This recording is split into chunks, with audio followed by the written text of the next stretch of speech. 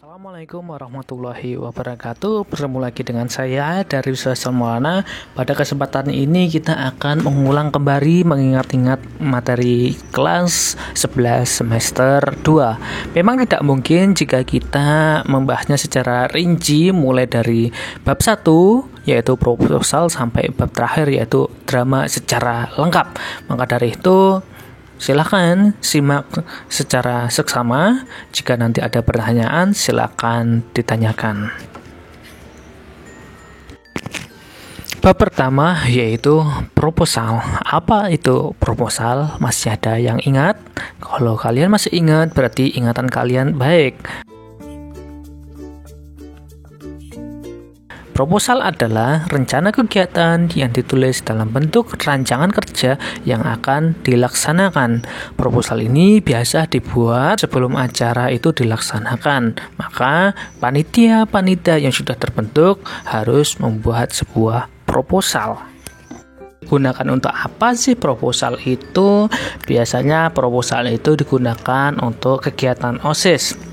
Jika kalian merupakan anggota OSIS di MAN IJ Pasuruan, biasanya sebelum mengadakan sebuah acara, misal acara Isra Mi'raj, acara peringatan kelahiran Nabi, misal lagi acara Pondok Ramadan, kalian disuruh membuat sebuah proposal sebagai sarana minta izin kepada sekolah ketika akan mengadakan acara tersebut, dan yang kedua sebagai cara untuk mendapatkan dana dari sekolah untuk kegiatan OSIS tersebut. Selain itu, proposal itu juga digunakan untuk kegiatan sosial di masyarakat, di lingkungan RT, di lingkungan apapun. Selain itu juga, selain untuk penggalangan dana dan permintaan izin, proposal itu juga dipakai untuk rencana penelitian yang akan dilaksanakan oleh mahasiswa atau siswa yang ingin mengadakan sebuah penelitian. Selanjutnya, proposal itu juga digunakan sebelum kita membuat sebuah karya tulis. Bagian-bagian penting dalam sebuah proposal. Biasanya sebuah proposal itu menurut gaya selingkung instansi yang bersangkutan. Misal ketika masih kuliah di UNED, dengan gaya selingkung yang ada di Universitas Negeri Malang itu sangat berbeda proposal yang digunakan. Tetapi secara umum proposal yang ada sekarang itu mencakup yang pertama latar belakang, kedua rumusan masalah, yang ketiga tujuan, yang keempat kontribusi penelitian, yang kelima definisi operasional, yang keenam tinjauan pustaka, lalu metode penelitian, lalu jadwal pelaksanaan, lalu rencana anggaran, dan yang terakhir yaitu daftar pustaka atau daftar rujukan. Bagian-bagian ini ada yang dihilangkan, ada yang ditambahi, ada juga yang dikurangi. Pengurangan atau penambahan bagian-bagian proposal ini mengikuti gaya selingkung suatu instansi.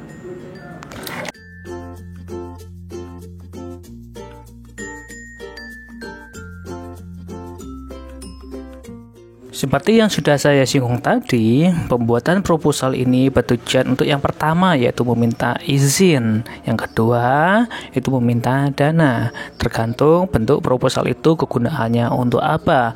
Proposal permintaan izin itu biasanya digunakan untuk ketika kita akan meminta izin melakukan penelitian, melakukan wawancara, atau melakukan suatu kegiatan sosial. Selain itu, proposal juga digunakan untuk meminta dana ketika kita akan mengadakan sebuah kegiatan.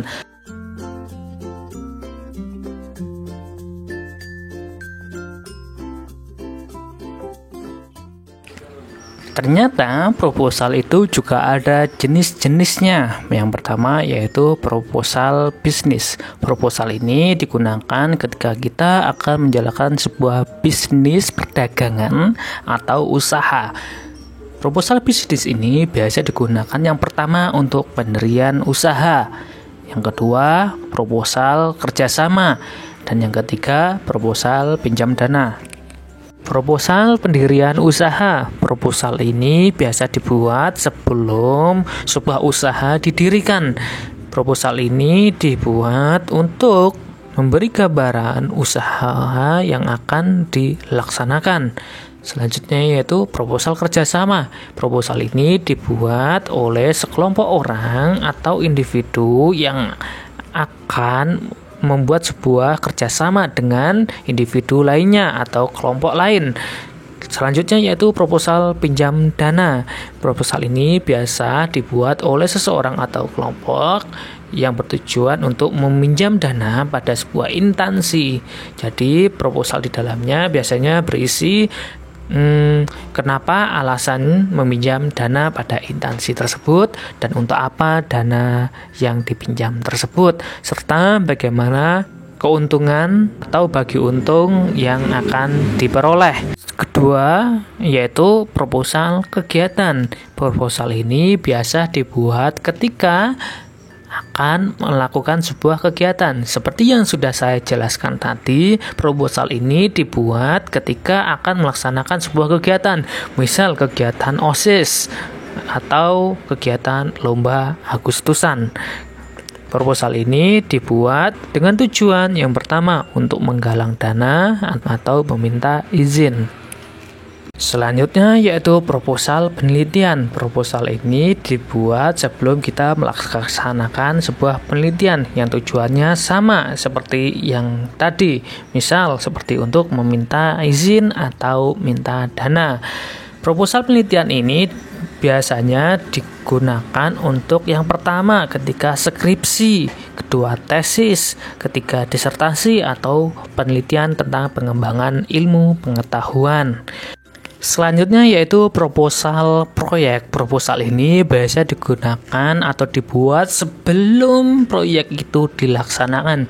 Proyek seperti apa yang dimaksud? Proyek pertama yaitu proposal ketika akan membangun sebuah masjid. Di dalamnya biasanya ditulis apa latar belakang pembuatan masjid tersebut, terus lalu sumber dana pembuatan masjid itu dari mana, selanjutnya seperti apa rancangan masjid yang dimaksud. Yang kedua yaitu proposal perbaikan jalan. Yang ketiga yaitu proposal pertambangan. Jadi ketika akan membuka sebuah pertambangan di suatu daerah, maka harus dibuat sebuah proposal sebagai sarana minta izin kepada pemerintah setempat atau warga sekitar. Setelah kita mempelajari tentang bab proposal, bab kedua pada semester ini yaitu karya ilmiah. Karya ilmiah itu merupakan karangan ilmu pengetahuan yang menyajikan data dan fakta yang ditulis menurut metode penelitian yang baik dan benar serta dapat dibuktikan kebenarannya. Jadi karya ilmiah ini sifatnya adalah fakta, bukan opini dan bukan sebuah karangan, dan dilandasi sebuah teori atau sebuah referensi yang terpercaya. Seperti apa karya tulis ilmiah itu? Misal tulisan tentang ilmu pengetahuan alam sekitar, teknologi dan seni yang diperoleh melalui studi kepustakaan, penelitian atau pengalaman di lapangan dan pengetahuan orang lain sebelumnya. Jadi karya ilmiah ini lebih banyak berupa tulisan atau gagasan seseorang yang dilandasi dari sebuah teori atau pengembangan sebuah teori yang sudah ada.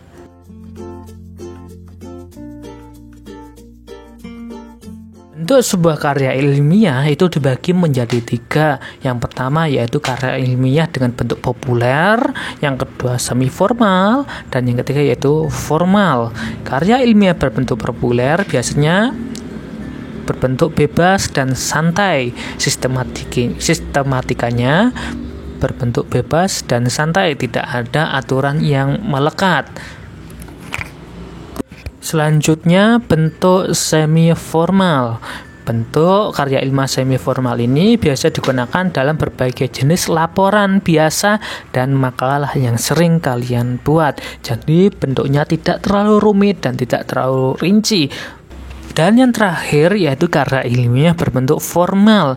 Karya ilmiah ini berbentuk formal yang disusun dengan memenuhi unsur-unsur kelengkapan akademis secara lengkap, seperti dalam skripsi, tesis, atau disertasi. Jadi bentuk formal ini sangat rinci, baik bentuk populer, semi formal, dan formal, semuanya menggunakan bahasa Indonesia yang baik dan benar.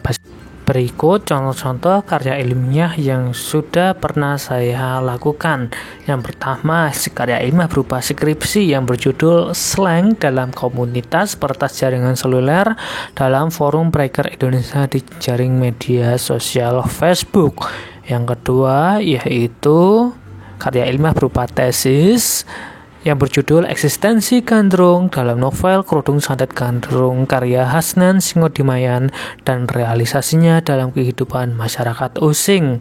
Dua penelitian saya tadi, yang pertama tentang slang, yang kedua tentang eksistensi, ini merupakan bentuk karya ilmiah formal karena sangat rinci dan berbentuk bab 1, bab 2 sampai bab 5. Yang selanjutnya yaitu karya ilmiah saya yang semi formal, yang tidak seformal dua penelitian sebelumnya, yang berjudul Pengolahan Working Memory pada Pembelajaran Teks Laporan Hasil Observasi sebagai Upaya Memanusiakan Peserta Didik. Karya ilmiah ini berupa jurnal yang sudah diterbitkan di jurnal bereputasi.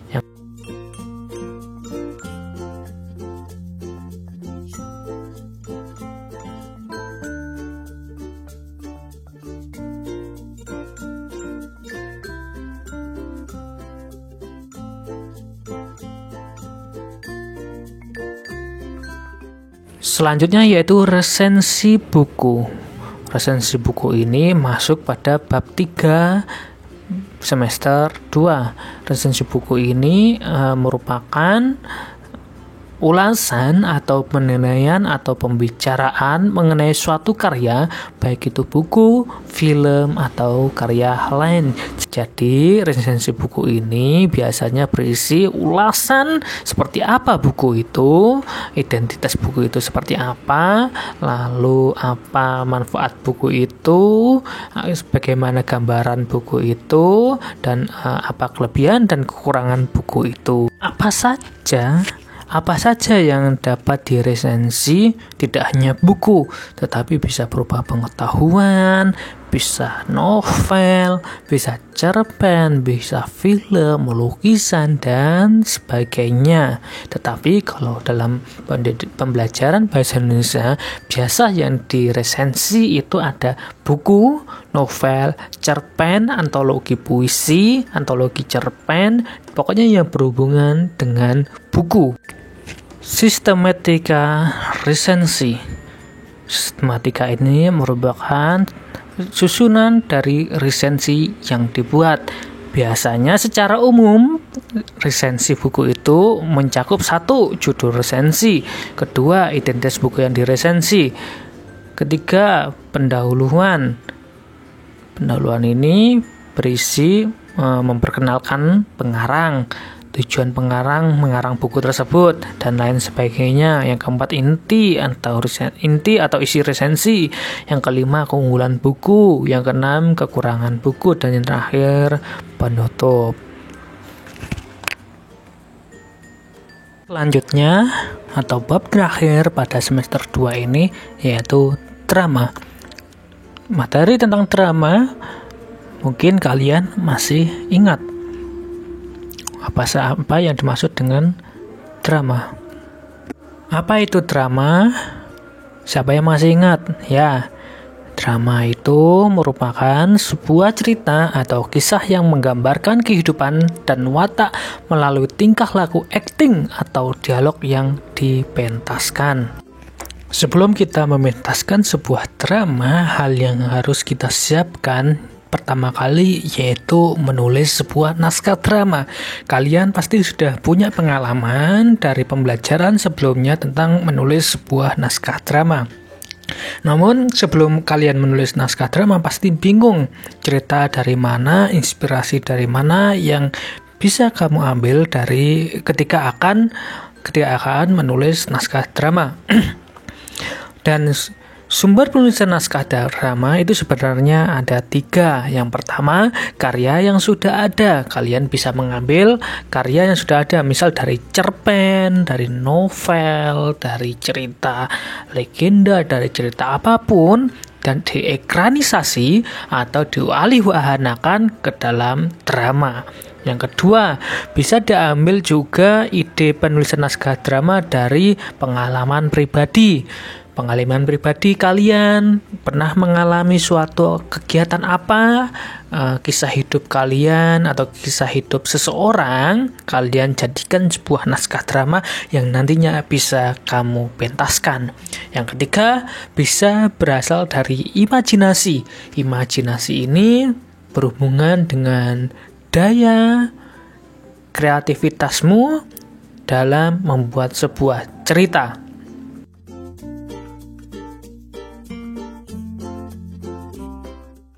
Terdapat 3 bagian dalam drama. Yang pertama yaitu prolog, yang kedua dialog, yang ketiga epilog.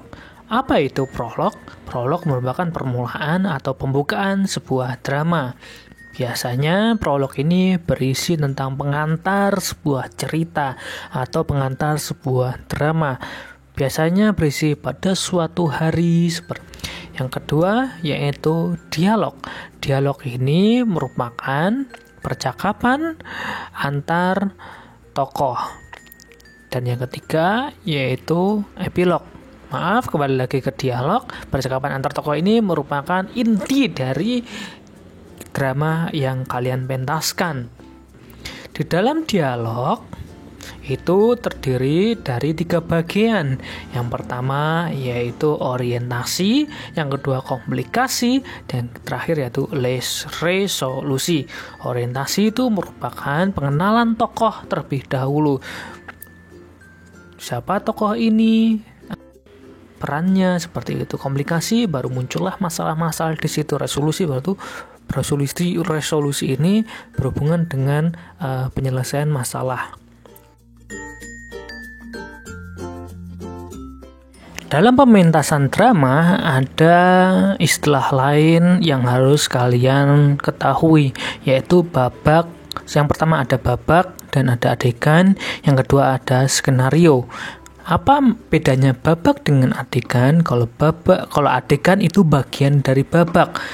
Misal seperti ini. Kalau babak itu seperti ini. Babak pertama latarnya di sekolah. Babak kedua latarnya di kebun, misal seperti itu. Jadi kalau adegan itu apa yang ada di sekolah, gerakan atau acting yang ada di sekolah dalam babak pertama. Kalau skenario ini sama dengan naskah drama. Nah, bagian-bagian penting dalam skenario ini ada yang pertama tokoh. Kalian tahu kan tokoh apa? Di dalam naskah drama itu pasti tulis tokoh A, misal tokoh bawang putih. Yang kedua itu wawancang. Wawancang ini merupakan ucapan, bisa dikatakan sebuah apa yang dikatakan oleh tokoh tadi itu namanya wawancang. Yang ketiga kramagung. Kramagung ini merupakan keterangan yang harus dilakukan oleh tokoh itu. Misal A, tokoh bawang putih, kedua dia berbicara seperti A, B, C, D, E, F, G seperti itu. Tapi terus nanti di bawahnya ada dalam kurung sedang mengangguk atau sedang menangis atau mungkin sedang berlari. Jadi kramagung ini merupakan keterangan tokoh itu sedang ngapain. Demikian pembahasan kali ini. Selamat berjumpa lagi di pertemuan selanjutnya. Pertemuan selanjutnya kita akan membahas tentang lamaran pekerjaan. Begitu aja. Assalamualaikum warahmatullahi wabarakatuh.